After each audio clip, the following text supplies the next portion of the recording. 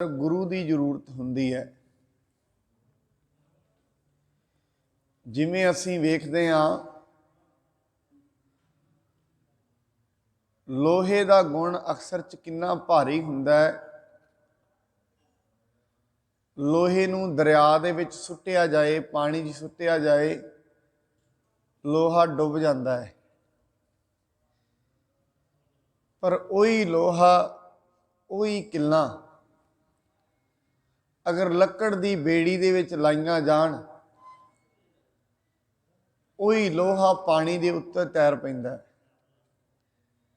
सिर्फ बदला की आया है तो लोहा ही है, पर उस नूं जिहड़ी संगत है वो संगत लकड़ की मिल पई। इवें ही साध संगत जंगल दे अंदर चंदन का दरख्त है। चंदन का दरख्त सुगंधी दिंदा है ते बाणी ये कहती है चंदन के दरख्त दे विच खुशबू हुंदी है। जिन्ने भी दरख्त चंदन दे कोल रहिंदे ने वो दरख्त भी सुगंधी देनी शुरू कर देंदे ने। कारण की संगत। आज जिहड़े शब्द ते जिहड़े श्लोक ते आपां विचार कर रहे हां, उस श्लोक दे विच मुख तौर ते महाराज ये कहंदे ने जिन्हां ने परमात्मा नूं सिमरिया है, परमात्मा की आराधना की है, उन्हां नूं सतगुर कहा जाता है। जिन्हां ने अटल रहन वाले परमात्मा नूं सिमरिया, उन्होंने सिमर सिमर के उहदे गुण गा गा के वो भी गुणवान हो जाते हैं। गल सिर्फ इन्नी है, जिस दी संगत असी करांगे, जिस दी संगत मनुख करेगा, मनुख उस वर्गा ही बनता जाएगा। इस करके जिहड़े परमात्मा का नाम लैंदे ने, उस दियां गुणां दी विचार करते ने, वो हौली हौली परमात्मा वर्गे बनने शुरू हो जाते हैं। जैसा परमात्मा हुंदा है वैसे ही वो जीव बन जाते हैं। इस करके मनुख की जिंदगी दे विच सतगुरु की संगत की बहुत जरूरत है। जे उस दी जिंदगी दे विच सत संगत नहीं, सतगुरु नहीं,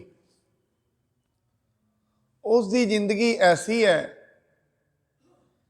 जिवें गड्डी चलते रही है, मंजिल उसनूं नहीं पता, तुरते रही है, मंजिल नहीं पता। और मैं अक्सर एक गल एक क्या करदा, एक बारी एक जहाज बड़ी स्पीड ते तुर रहा है। अचानक उस जहाज का पायलट सवारियां नूं कहंदा है मेरे कोल दो खबरां ने, एक खबर माड़ी है, एक खबर चंगी है, ते दसो दोवां विचों पहलां किहड़ी सुनाई जाए। सवारियां कहंदियां ने पहलां तुसीं माड़ी सुना दिओ। कहंदे माड़ी ते यह है अपना जिहड़ा जहाज है इहदा रेडार खराब हो गया, जिहड़ा दिशा दसदा है, अपने जहाज का रेडार खराब हो गया। चंगी की है?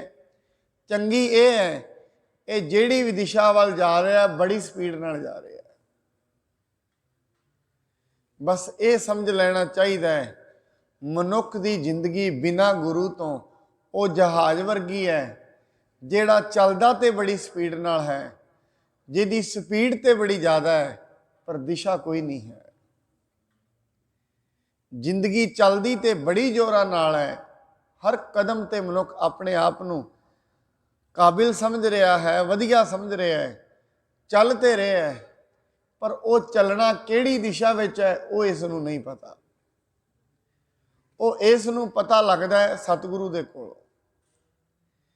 इस करके ਗੁਰੂ ਸ਼ੀਸ਼ਾ ਹੁੰਦਾ ਹੈ, ਸੰਗਤ ਸ਼ੀਸ਼ਾ ਹੁੰਦੀ ਹੈ। ਯਾਦ ਰੱਖਣਾ, ਜੇ ਤੇ ਸ਼ੀਸ਼ੇ ਨੂੰ ਆਪਣੇ ਵੱਲ ਕਰ ਲਿਆ ਜਾਏ ਆਪਣਾ ਮੂੰਹ ਵੇਖ ਲੈਂਦਾ ਹੈ, ਨਹੀਂ ਯਾਦ ਰੱਖਣਾ ਸ਼ੀਸ਼ੇ ਨੂੰ ਦੂਜੇ ਬੰਨੇ ਘੁਮਾ ਕੇ ਦੁਨੀਆ ਵੱਲ ਰੱਖੀ ਜਾਏ ਦੁਨੀਆ ਦੇ ਮੂੰਹ ਵੇਖਦੇ ਰਹਿੰਦੇ ਨੇ। ਮਨੁੱਖ ਗਿਆਨ ਦੀਆਂ ਗੱਲਾਂ ਤੇ ਰੱਖਦਾ ਹੈ ਪਰ ਦੂਜੇ ਨੂੰ ਮੂੰਹ ਵਿਖਾਉਣ ਲਈ, ਆਪਣਾ ਮੂੰਹ ਵੇਖਣ ਲਈ ਨਹੀਂ। ਔਰ ਮੈਂ ਕੱਲ ਵੀ ਇਹੀ ਗੱਲ ਆਪ ਜੀ ਦੇ ਸਾਹਮਣੇ ਰੱਖੀ ਸੀ, ਸਾਧ ਸੰਗਤ ਸਭ ਤੋਂ ਪਹਿਲੀ ਜ਼ਰੂਰਤ ਮਨੁੱਖ ਨੂੰ ਆਪਣੇ ਮਨ ਨੂੰ ਵੇਖਣ ਦੀ ਹੈ।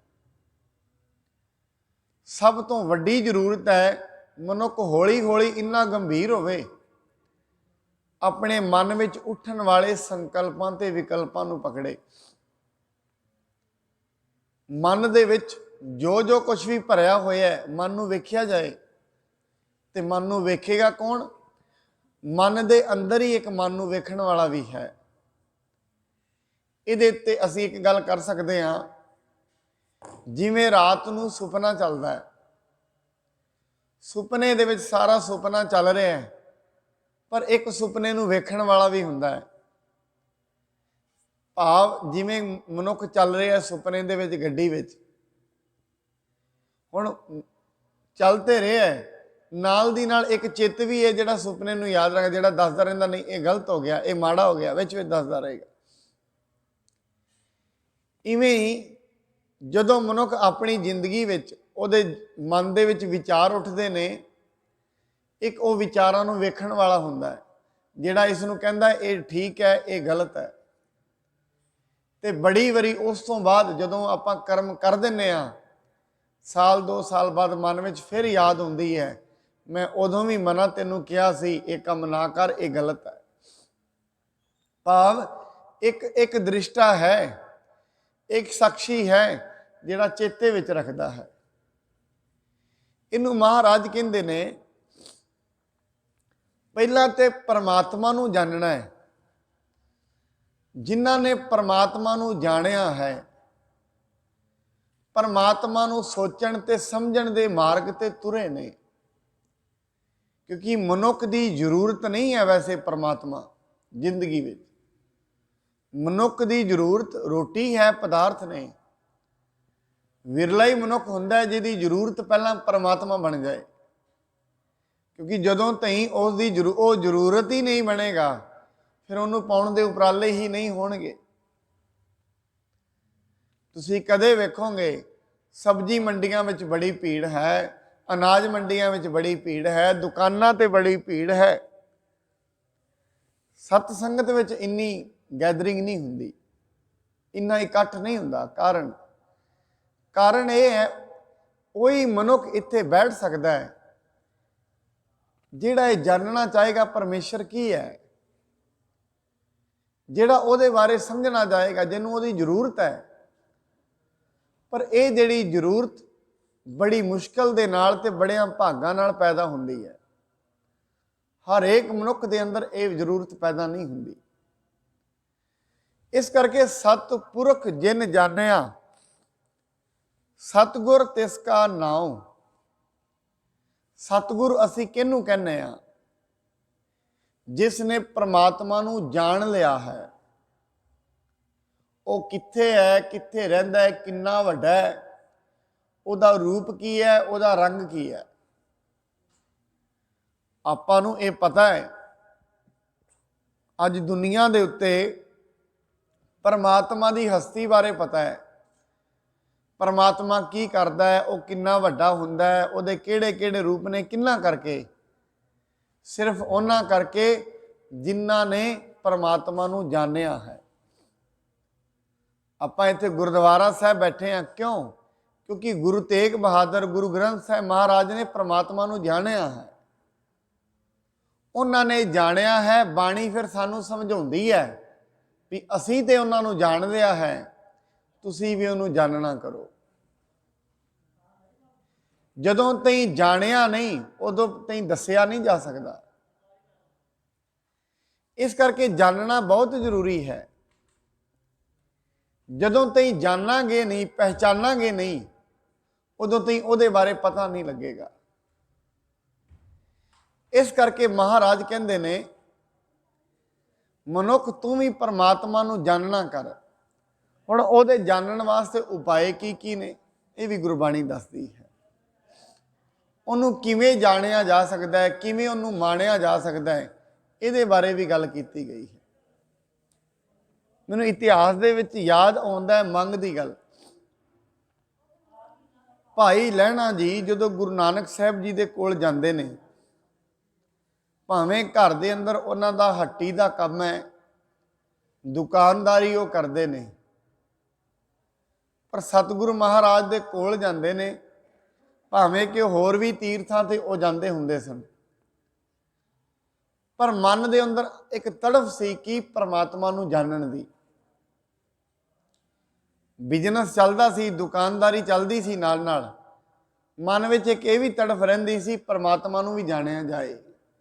सदा ही उहदे बारे सुनिया है, वो बड़ा वड्डा है, कृपालू है, दयालू है, किन्नियां चीज़ां उहदे बारे सुनिया ने। चंगा ये होए क्यों ना उहदे बारे जान भी लिया जाए।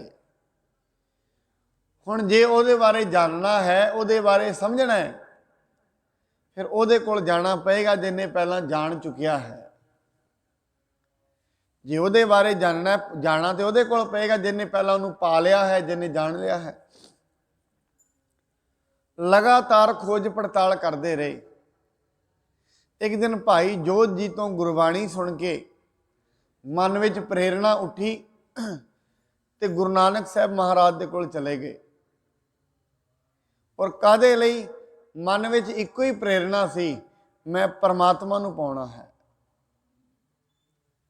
मैं परमात्मा दे बारे जानना है। गुरु नानक साहब महाराज जी दे कोल जांदे ने, लगातार सेवावां निभाउंदे ने। महाराज उन्होंने सेवावां में लगा के गुरु मंत्र देंदे ने। वही भाई लहणा जी जेदे कदे गुरु नानक साहब जी दे कोल गए ते खाली सन, एक गुरु दे रूप में प्रगट हो गए। क्यों? परमात्मा दे गुण गाए। जेड़ा भी मनुख परमात्मा दे गुण गाउंदा है, अंत विच वो परमात्मा वर्गा बनना शुरू हो जाता है। जिमें जिमें गुण गाएगा, क्योंकि जुबान जिन्हों जिन्हों गाउंदी है, जुबान ते जिस प्रकार दे बोल सारा दिन रहिंदे ने, मनुख दी शख्सियत वैसी ही बननी शुरू हो जाती है। जैसी संगत विच मनुख रोज रहेगा, वैसी ही रंगत उत्ते चढ़नी शुरू हो जाती है। और संगत का बड़ा प्रभाव हुंदा है मनुख के मन उत्ते। जे डूंघाई दे नाल वाचांगे तो बहुत डूंघा प्रभाव है संगत का। सतपुरख जिन जानिया, सतगुर तिसका नाम। जिन्हां ने सतपुरख नूं जाणिया, परमात्मा नूं जाणिया, उन्हां दा नाम सतगुरु हो जाता है। ते सतगुरु कौन हुंदा है? गग्गा ते रारा दो शब्द हुंदे ने गुरु विच। ग शब्द का मतलब हुंदा है प्रकाश, रारे शब्द का मतलब हुंदा है अंधेरा, जो अंधेरे तो प्रकाश वाल नूं लै जाए, जो अज्ञानता तो ज्ञान वाल नूं लै जाए, जो दुखां तो आनंद वाल नूं लै जाए, उन्होंने गुरु कहते हैं। भावें दुनियावी तौर पर जे मनुख ने रोटी कमानी है, उस दे लई उन्होंने स्कूल धारण करना पैंदा है। स्कूल भी एक उहदा गुरु है, कॉलेज भी उसका एक गुरु है। दुनियावी तौर पर विद्या लैनी है, रोटी कमानी है, जे किसी ने कोई काम सीखना है तो किसी दुकानदार तो काम सीखना पएगा, गुरु ते धारण करना पैंदा है।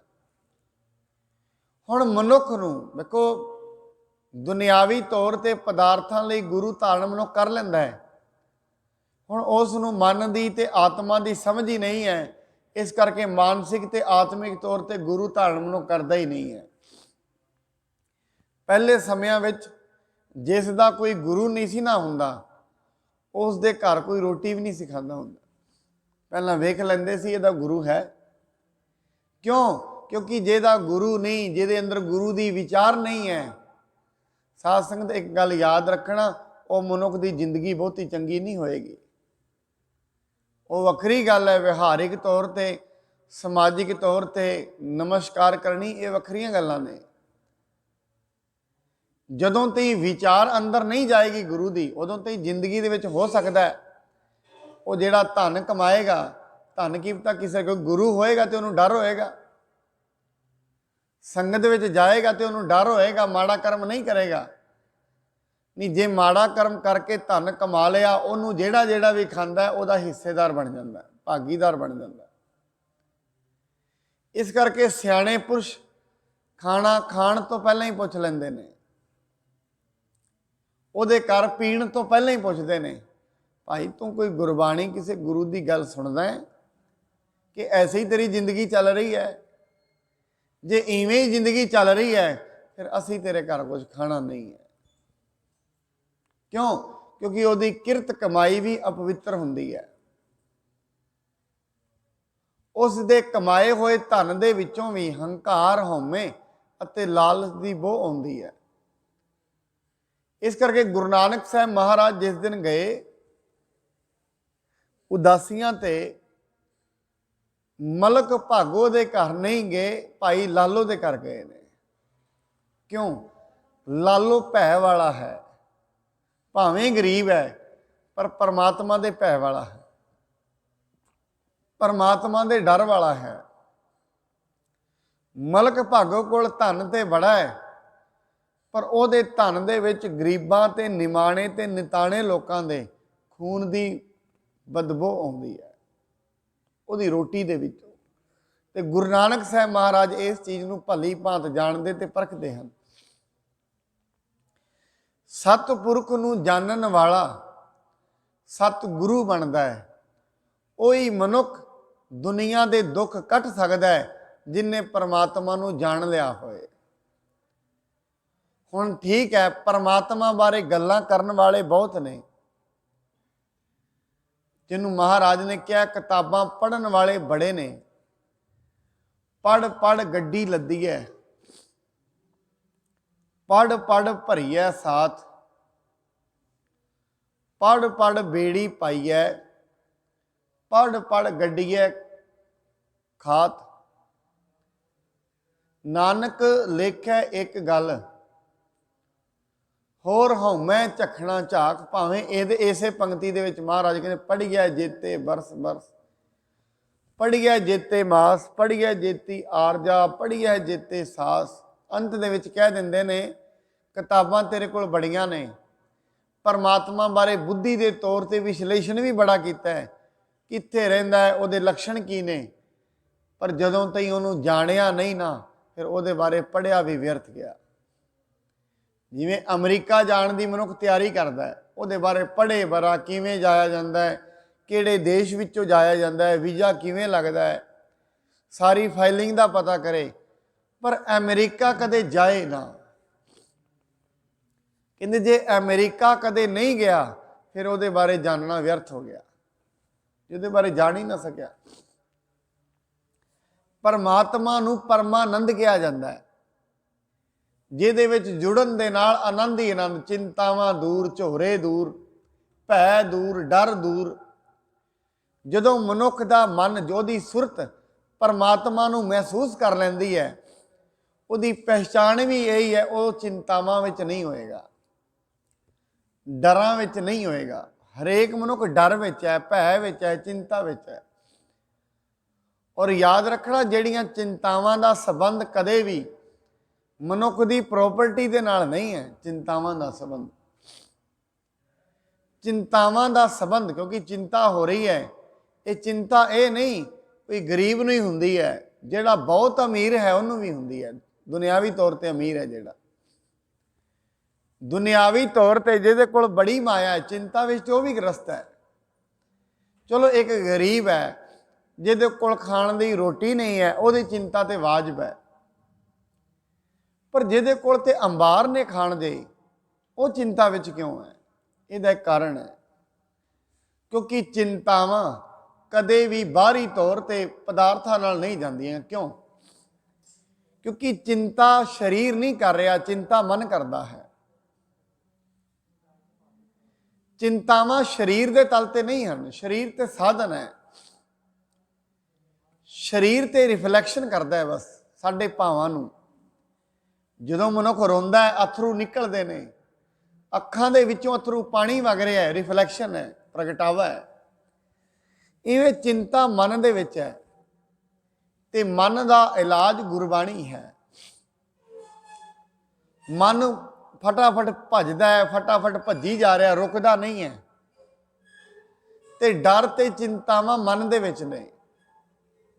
जिस दिन मन दे विच ज्ञान प्रगट होएगा, चिंतावां अपने आप ही खत्म हो जाएंगियां। जिस जिस दिन मन दे अंदर गुरबाणी का वासा हुंदा है, जिस दिन मन निर्मल होएगा, जिवें ही निर्मल होना शुरू होएगा ना, एक पहचान भी है दी, याद रखना, जिवें ही मन निर्मल होएगा, मनुख चंगी तो चंगी चीज़ नूं अपने मन में वसाउणा शुरू कर दिंदा और समझ भी आउंदी है। जदों मनुख का मन निर्मल हुंदा है, उहदी एक पहचान है, जिवें गुरबाणी दे बोल चल रहे ने, उहनूं सीधे टक्कर मारदे लगदे हन, उहनूं मन दे विच लगना शुरू हो जाता है, ये मेरे ही वास्ते ने। उहनूं लगना शुरू होंदा है जो कुछ ये दस रहे ने हालात ते मेरी ऐसी ही है। भाव जेड़े ये बोल ने, ये मनुख नूं फिर सट मारदे ने। जदों तई मन निर्मल नहीं है, भावें लखां वारी उहने अखंड पाठ साहिब सुने होण, उहदे ते कदे चोट नहीं मारेगा गुरु दा शब्द। सट वजेगी उत्थे जेड़ा मन थोड़ा जा निर्मल है। कठोर मना ते गुरबाणी असर नहीं करेगी। मन कठोर है, बड़ी वारी बाणी पढ़ी है, नहीं असर किया, सुभाव नहीं बदलिया। और मैं एक गल होर भी कहां, ऐसे धार्मिक पुरुषों को वेख के बड़े लोग नास्तिक भी हो जाते हैं। ज्ञानी मस्कीन सिंह जी एक गाथा दसिया करते हैं, वो कहते हैं, मैं अक्सर घरों में जाना हाँ, मैं एक दिन बच्चों को क्या, किसी घर में गया, बच्चों तुसीं गुरुद्वारे आया करो।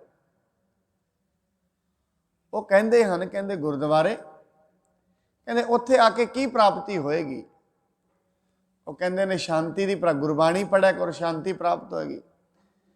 कहना साडे डैडी नूं, बच्चे कहते हैं, साडे पिता नूं 20 साल हो गए ने गुरुद्वारे जांदे, ते 20 साल हो गए ने बाणी पढ़दियां, इहदे विच कोई बदलाव नहीं आया।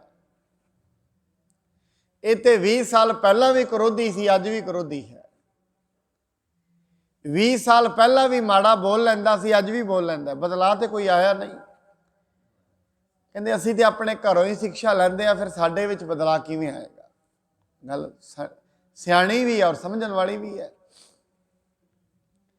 जदों एक मनुख लगातार ही चल रहा है, पर उहदे वास्ते गुरबाणी का पाठ भी सिर्फ एक परंपरा बन जाती है।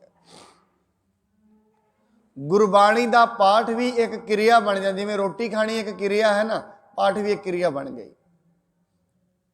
पर याद रखना, रोटी तो खाधी है, अपने आप पच जाएगी, गुरबाणी अपने आप नहीं पचेगी, यतन करने पैंदे ने इहनूं पचाउण वास्ते।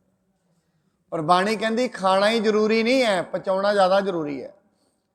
खा तो कोई भी सकता है, जे को खावै जे को भुंचै, पचाउणा जरूरी है। जदों तई मनुख का हाजमा ठीक नहीं ना होए, उदों तई मनुख नूं रोटी भी नहीं पचदी, शरीर बीमार होए। इवें सतगुरु जी महाराज कहते ने, जदों तई मन कठोर होए, गुरबाणी अंदर वासा नहीं करती है। ना दुख दूर हुंदे ने, ना चिंतावां दूर हुंदियां ने, ना डर दूर हुंदे ने, लगातार चलते ही रहंदे ने। चिंतावां भी चलदियां रहिंदियां ने, डर भी चलते रहंदे ने, मनुख नूं ज्ञान ही कुछ नहीं हुंदा। जिवें हनेरे खूह दे विच कोई डिग्गिया होए ना, उहनूं कोई ज्ञान नहीं हुंदा। इस करके परमात्मा दे दर ते उसनूं जानना जरूरी है। जानिया जाएगा जिन्हें जान लिया है उहदे तों। फिर जिन्हें जान लिया है वो कोई ना कोई मंत्र देवेगा, दसेगा। वो कोई मंत्र का मतलब होंदा है सलाह, तो गुरबाणी सारी ही सलाह है। आपां परमात्मा की सिफत सलाह कहने आ। महाराज ये कहते ने, वो परमात्मा सारी थां व्यापक है, हरेक वस्तु उहदे घर विच है, पर ਉਹਦੀ ਪ੍ਰਾਪਤੀ ਲਈ ਇੱਕ ਉਦਮ ਵੀ ਕਰਨਾ ਪੈਂਦਾ ਹੈ। ਉਹ ਉਦਮ ਕਿਹੜਾ ਹੈ?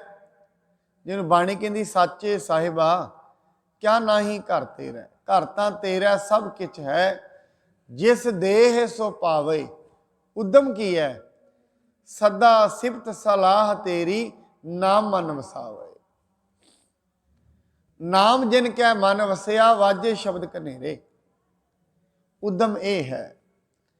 ਇਸ ਕਰਕੇ ਮੈਂ ਬੇਨਤੀ ਕਰ ਰਿਹਾ ਸੀ, ਪਰਮਾਤਮਾ ਦੇ ਬਾਰੇ ਗੱਲਾਂ ਕਰਨ ਵਾਲੇ ਬਹੁਤ ਨੇ, ਬਹੁਤ ਜ਼ਿਆਦਾ ਅੰਬਾਰ ਭਰੇ ਪਏ ਨੇ, ਪਰ ਇਹ ਜ਼ਰੂਰੀ ਨਹੀਂ ਹੈ ਜਿਹੜਾ ਵੀ ਉਹਦੇ ਬਾਰੇ ਜਾਣਦਾ ਹੈ, ਜਿਹਨੇ ਵੀ ਉਸ ਦੇ ਬਾਰੇ ਪੜ੍ਹਿਆ ਹੈ, ਉਹਨੂੰ ਜਾਣਦਾ ਵੀ ਹੋਏ, ਇਹ ਜ਼ਰੂਰੀ ਨਹੀਂ ਹੈ।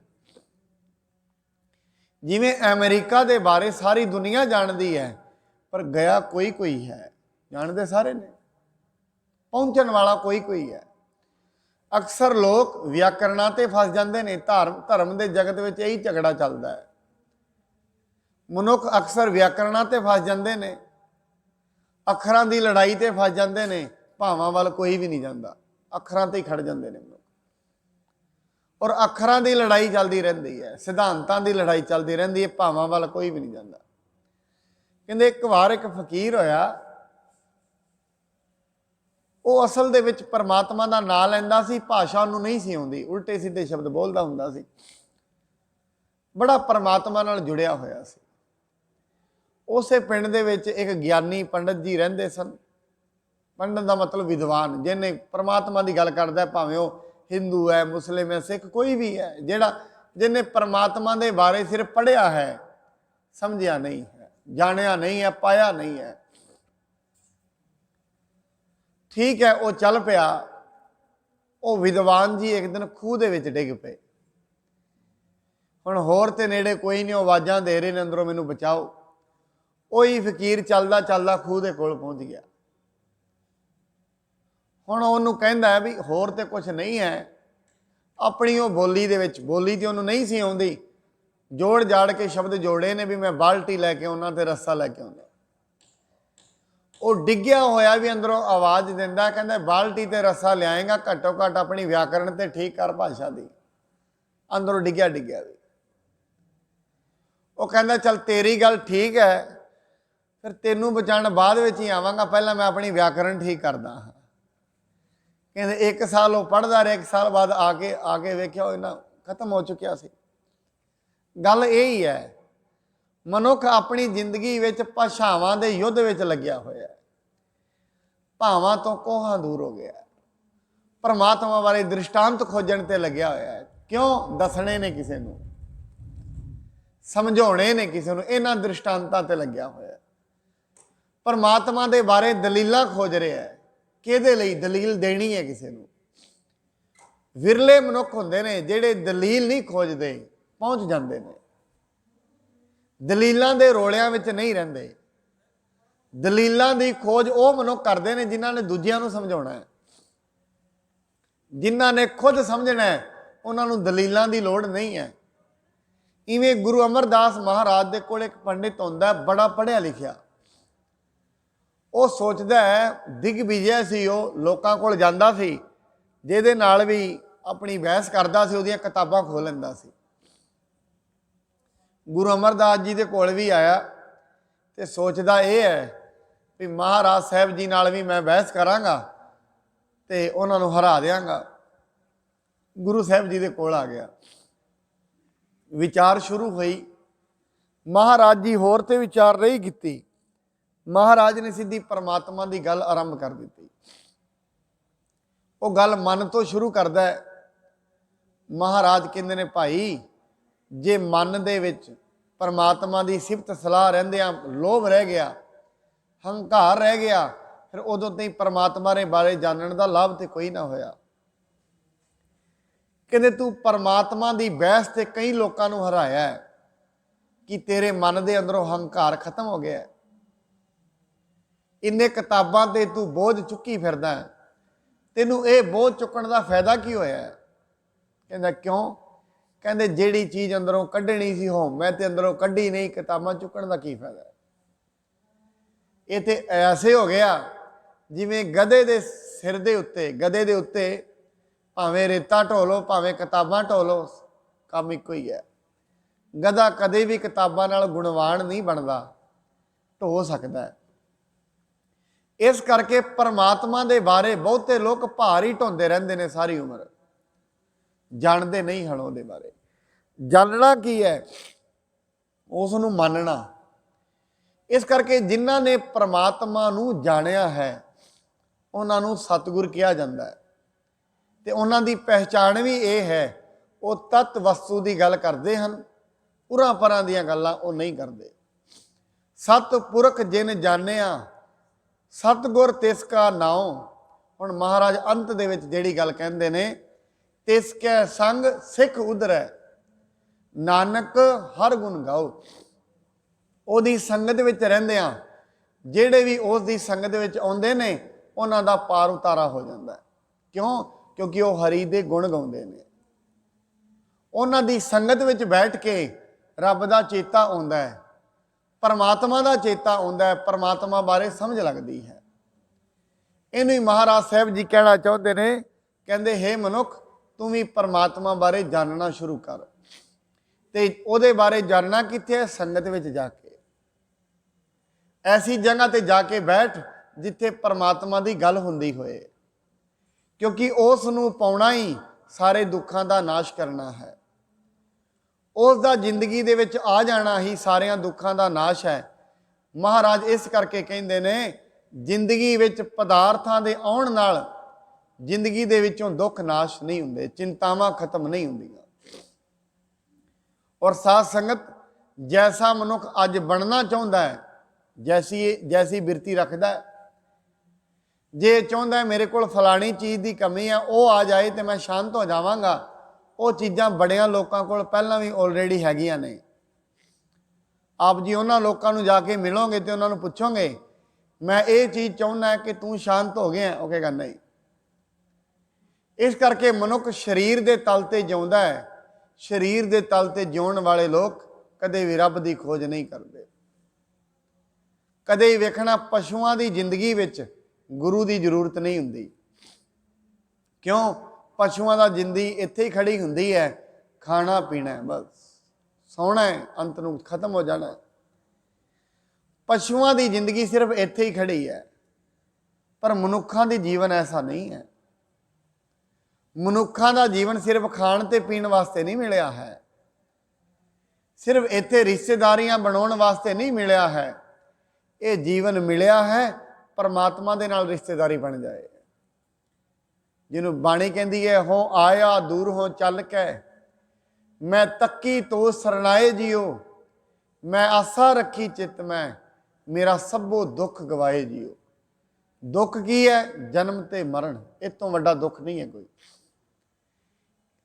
ਜਨਮ ਤੇ ਮਰਨ ਤੋਂ ਵੱਡਾ ਦੁੱਖ ਕੋਈ ਨਹੀਂ ਹੈ। ਔਰ ਜੀਵਨ ਮਿਲਿਆ ਵੀ ਇਸੇ ਲਈ ਹੈ ਕਿ ਇਹ ਜਿਹੜੀ ਜੀਵ ਆਤਮਾ ਹੈ ਇਹ ਪਰਮਾਤਮਾ ਨੂੰ ਮਿਲ ਸਕੇ। ਪਰ ਜਿਸ ਦਿਨ ਦਾ ਜੀਵਨ ਮਿਲਿਆ ਹੈ, ਪਹਿਲਾ ਪਿਆਰ ਦੁੱਧ ਦੇ ਨਾਲ ਲੱਗਿਆ, ਦੁੱਧ ਦਾ ਹੀ ਬਣ ਕੇ ਰਹਿ ਗਿਆ, ਪਦਾਰਥਾਂ ਦਾ ਹੀ ਬਣ ਕੇ ਰਹਿ ਗਿਆ। ਕਦੇ ਖੋਜ ਇਹ ਤੋਂ ਉੱਤੇ ਉੱਠੀ ਨਹੀਂ, ਸਰੀਰ ਤੋਂ ਉੱਤੇ ਉੱਠ ਕੇ ਕਦੇ ਵੇਖਿਆ ਹੀ ਨਹੀਂ। ਸਰੀਰ ਦੇ ਨਾਲ ਆਪਣੇ ਨਾਲ ਮੋਹ ਹੈ, ਆਪਣੇ ਸਰੀਰ ਤੋਂ ਜਿਹੜੇ ਪੈਦਾ ਹੋਏ ਨੇ ਉਹਨਾਂ ਨਾਲ ਮੋਹ ਹੈ, ਔਰ ਇਸ ਸਰੀਰ ਦੇ ਨਾਲ ਜੋ ਕੁਝ ਕਮਾਇਆ ਹੈ ਉਹਦੇ ਨਾਲ ਮੋਹ ਹੈ। ਜਿਹਨੇ ਸਭ ਕੁਝ ਬਣਾਇਆ ਉਹਦਾ ਪਤਾ ਹੀ ਨਹੀਂ ਹੈ, ਕਿੱਥੇ ਉਹ ਰਹਿੰਦਾ ਹੈ, ਕੌਣ ਹੈ, ਕੋਈ ਪਤਾ ਨਹੀਂ। ਦੂਜੀ ਗੱਲ, ਨਾ ਤੇ ਉਹਦਾ ਪਤਾ ਹੈ, ਨਾ ਕਦੇ ਜਾਣਨ ਦੀ ਕੋਸ਼ਿਸ਼ ਵੀ ਹੈ। ਕਾਰਨ ਕੀ? ਲੋੜ ਵੀ ਕੀ ਹੈ ਉਹਦੀ।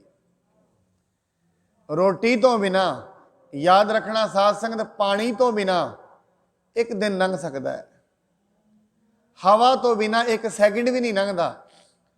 ਰੋਟੀ ਤੋਂ ਬਿਨਾ ਮਨੁੱਖ ਕੋਈ 20-40 ਦਿਨ ਰਹਿ ਸਕਦਾ ਹੈ, ਰੋਟੀ ਤੋਂ ਬਿਨਾ, ਪਾਣੀ ਤੇ। ਰੋਟੀ ਤੋਂ ਬਿਨਾ ਰਹਿ ਸਕਦਾ ਹੈ, ਪਾਣੀ ਤੇ, ਹਵਾ ਤੋਂ ਬਿਨਾ ਨਹੀਂ ਰਹਿ ਸਕਦਾ। ਇਸ ਕਰਕੇ ਮਨੁੱਖ ਨੂੰ ਲੱਗਦਾ ਹੈ ਰੋਟੀ ਅਤ ਜ਼ਰੂਰੀ ਹੈ, ਕਿਉਂਕਿ ਮਨੁੱਖ ਸਰੀਰ ਦੇ ਨਾਲ ਜੁੜਿਆ ਹੈ। ਜਦੋਂ ਵੀ ਭੁੱਖ ਲੱਗਦੀ ਹੈ ਉਹ ਕਹਿੰਦਾ ਮੈਨੂੰ ਭੁੱਖ ਲੱਗੀ ਹੈ। ਨਹੀਂ, ਇਹ ਭੁੱਖ ਤੈਨੂੰ ਨਹੀਂ ਲੱਗੀ, ਸਰੀਰ ਨੂੰ ਲੱਗੀ ਹੈ। ਤੇਰੀ ਭੁੱਖ ਕੁਝ ਹੋਰ ਹੈ। ਭੁੱਖ ਸਰੀਰ ਨੂੰ ਲੱਗਦੀ ਹੈ, ਅੰਦਰ ਜਿਹੜਾ ਬੈਠਾ ਹੈ ਉਹਨੂੰ ਪਦਾਰਥਾਂ ਦੀ ਭੁੱਖ ਨਹੀਂ ਹੈ। शरीर नूं भुख लगी है और शरीर की भुख मिटदी है, मन की भुख नहीं मिटदी। हाँ, मन की करता है, जो शरीर के स्वाद ने बार बार उन्होंने मंग करनी शुरू कर दिंदा है। जीभ के उत्ते कोई पदार्थ खादा है, स्वाद आया, दोबारा फिर आ जाएगी मंग। होना चाहिए कि तो इज्जत मिली है, मन नूं बड़ा सोहना लग्या है, मेरे शरीर की इज्जत हुई है, बार बार फिर इज्जत की मंग करता है। वो इज्जत मिलती है बड़े, क्योंकि दुनियावी तौर पर वड्डा महल मुनारे होणगे, उन्हां नाल ही ये चीज़ां मिलदियां ने, फिर उन्हां दी खोज विच चल पैंदा है। रोटी तो बिना 30-40 दिन रह जा सकते हैं, उस तो बाद मृत्यु होएगी, और वो मृत्यु होएगी दोबारा फिर जन्म मिल जाएगा। जे परमात्मा नहीं मिलया, बार बार मृत्यु होएगी, बार बार। एक सैकेंड भी वो बिना नहीं रहा जा सकता, एक सैकेंड भी वो बिना रहना कलयुग नूं सद्दा देना है। एक घड़ी ना मिलते ता कलयुग होता, हुण कद मिलिए प्रतुद भगवंता। उहदे तो 1 मिनट बिना भी जिउणा कलयुग विच जीना है। इस करके सतसंगत इसे करके की जाती है कि परमात्मा की प्यास जाग जाए, मनुख थोड़ा जा शरीर के तल तो उत्ते उठ सके, शरीर के तल तो उत्ते उठ के समझ सके जिंदगी की है। सिर्फ शरीर के मोह, पदार्थों के मोह, परिवार के मोह विच रह के जिंदगी एवं ही ना विचार लवे। बस कदे जैसा आया है वैसा ही चला जाए खाली, क्योंकि जिस दिन जाएगा उस दिन शरीर तो जो कमाया वो इत्थे ही रहना है, भावें जो मर्जी कमाया। और मैं तो कई बारी सोचदा है, हजे तो लोग ये कहते ने, विद्वान ये कहते ने कुछ नाल नहीं जाना, गुरु कहता नाल कुछ नहीं जाना। जे किते 10% भी जाता हुंदा, 10% भी 100 तुसीं इत्थे कमाया, जिन्ना इत्थे कमाओगे उहदा 10% तुहानूं अगे मिलेगा। बस याद रखना, दुनिया का नक्शा ऐसा नहीं सी होना। हुण तो कोई 4 जी रब की गल सुन भी लैंदे ने, फिर किसी नहीं सी सुननी, सारे नहीं उधर लग जाना सी, फिर किसी नहीं सी सुननी। कोई विरला मनुख होना सी, कोई परमात्मा का भगत जिन्हें परमात्मा की गल करनी सी। हुण तो लोग रात को सो भी जाते हैं, फिर किसी ने रात को भी नहीं सी सुनना। दुनिया कुछ होर होनी सी। अज तो चलो कोई विच विचा के कोई सो जाता है। जिमें पाकिस्तान चो जिन्हां दियां जमीनां सी, कुछ परसेंटेज उन्होंने इत्थे मिल पई। जे किते धरती ते भी ऐसा परमात्मा वालों ऑर्डर हो जाए, जो कुछ तुहाडे कोल इत्थे है 10% अगे मिलेगा, दुनिया का नक्शा उदन ही बदल जाएगा, ऐसा नहीं रहेगा। इस करके महाराज कहते ने, हे मनुख तू परमात्मा की संगत विच रह, गुरु की संगत विच रह, उत्थे रह के परमात्मा के गुण गा, चिंतावां दूर हो जाणगियां। चिंतावां दूर हो जाणगियां। क्यों? चिंता का कारण की है? अज्ञानता। अज्ञानता करके बार बार चिंता बनती पई है। जिस दिन अज्ञानता खत्म हो गई, चिंता अपने आप ही खत्म हो जानी है। अपने आप का पता लग गया, चिंतावां उदण ही खत्म हो जाणगियां। इस करके रोज़ रोज़ संगत करिए। जिवें जिवें संगत करांगे, अज कुछ बदलाव आया, कल कुछ आएगा, हौली हौली बदलाव आना शुरू हो जाएगा। ठीक है, पहले दिन तो नहीं होंदा हुंदा, हौली हौली आएगा। जदों तई वो रस आएगा, उस दिन फिर ये वाले रस निरस हो जाएंगे सारे। क्यों? ज्ञान आ गया, समझ आ गई। जिवें एक बच्चा है, जदों छोटा हुंदा है अग विच हत्थ पाउंदा है, घर दे फड़ के बचाउंदे ने, उन्होंने दसिया जाता है अग विच हत्थ ना पा के, समझ नहीं है। जिस दिन वड्डा होया, पता लग गया, हुण अग अग तो आप ही बच जाता है, पता लग गया ये जहर है, अपने आप ही बच जाता है। इस करके संगत में जदों आने आ, सिर्फ दसिया जाता है, क्यों? प्रेरित करना है भी तुरो। जिस दिन तुर पे, अंदरों ज्ञान प्रगट हो जाएगा, फिर किसी को भी दसन की लोड़ नहीं है। भाई गुरदास जी कहते तेरे अंदर ही परमात्मा है, उन्हें तेनों दसना शुरू कर देना, किसी तो पूछने की लोड़ ही नहीं रहनी। गुरमुख खोज अगम है, ज्यों जल अंदर मीन तरंदा। जिवें पानी दे विच मछली चलती है, रास्ते बनते जाते हैं, तेरे अंदर परमात्मा की वो आत्मा, वो ज्ञान तेरे अंदर चेतना में छुपिया होया है, जिदन बुद्धि निर्मल हो जाएगी अपने आप ही चंगे विचार अंदरों प्रगट होने शुरू हो जाएंगे। ऐसा मत जानना अंदर चंगे विचार नहीं हैं, अंदर परमात्मा बैठा होया है। ये मन के अंदर ही परमात्मा है। और मैं दूजे लफ्जां में कह दिया, बाणी कहती तू है ही परमात्मा है। मन तू जोत स्वरूप है। अपना मूल पछाण, अपने आप को पछानना कर। तू ये दुनिया दे विच रह के गवाच गया है। जिमें एक बड़े अमीर घर का बच्चा होए ते किते जन्म लैंदे 2 साल का गवाच जाए मेले विच, ते ऐसे घर विच रहना शुरू कर दे जिथे रोटी भी नहीं है। उहदियां आदतां वैसियां हो जाणगियां, चोरी चकारी करन लग पएगा। थोड़े सालों बाद लभ जाए, उहनूं लैके आउण ते उहदे घर दे कहना अपने आप नूं पछाण, तू वो नहीं है, तू साडा पुत्तर है, पछाण अपने आप नूं। तेरे अंदर ये विकृति क्यों आई? उन्हां दी संगत करन करके, उन्हां दे विच रहन करके तेरे अंदर बदलाव आ गया। तू वो नहीं है। जो एहो जानना है सो एहो ना है। जो तू अपने आप को समझ रहे हैं वो तू नहीं है। जो है वो मनुख ने कदे जानिया ही नहीं है। संगत विच आके पता लगता है। इस करके रोज़ रोज़ जदों इनू समझावांगे, मन नूं रोज़ रोज़ खिंच के गुरु वाले बन्ने लावांगे, रोज़ रोज़ परमात्मा वाली साइड लावांगे, एक दिन इनू बदलना पएगा। शुरू शुरू दे विच ते बड़े ये स्टैप चुकेगा। कई बार की करांगे संगत विच जाके, की करांगे गुरुद्वारे जाके, की करांगे बैठ के, की मिलेगा? पर हौली हौली जिस दिन ज्ञान हो जाएगा उस दिन फिर मनुख अपने आप ही नाम भी जपदा है, बाणी भी पढ़ता है, संगत भी करता है। इन्नियां बेनतियां परिवार कल नूं जिहड़ी ये पूरी अष्टपदी है, इहदे विच महाराज ने यही दस्सिया गुरु का सेवक जिहड़े संगत विच रहिंदे ने उन्हां नूं किहड़ियां किहड़ियां चीज़ां प्राप्त होंदियां ने। हुण 8 दिन असीं इसे चीज़ ते विचार करनी है। सतगुर की करदा है, संगत की करदी है, इन्हां दी विचार हुण 8 दिन आरंभ करांगे। सतगुर जी किरपा करन, सारियां दे सिरां ते मेहरामत भरिया हथ रखण, तां जो आप जी संगत करके इस दुनिया दे विच आया होया समा सफल कर सकीए। एक एक चीज़ नूं समझ सकीए कद तों ये जिंदगी मिली है। नाल दी नाल गुरुद्वारा साहिब विखे सेवावां चल रही ने। संत बाबा हरबंस सिंह जी पंथ रतन, बाबा बचन सिंह जी सेवावां चल रही हैं, जिन्हां संगतां ने हिस्से पाने होण। बिल्डिंगां बन रही हैं, बाहरी तौर पर असीं वेख रहे हैं बहुत काम चल रहे हैं। जो सेवावां करने चाहुंदे होण, बाबा जोगा सिंह जी उचेचे तौर पर कार सेवा करा रहे हैं। आप जी सेवा में हिस्सा पा के अपना जन्म सफला करो जी। वाहिगुरू जी का खालसा, वाहिगुरू जी की फतेह।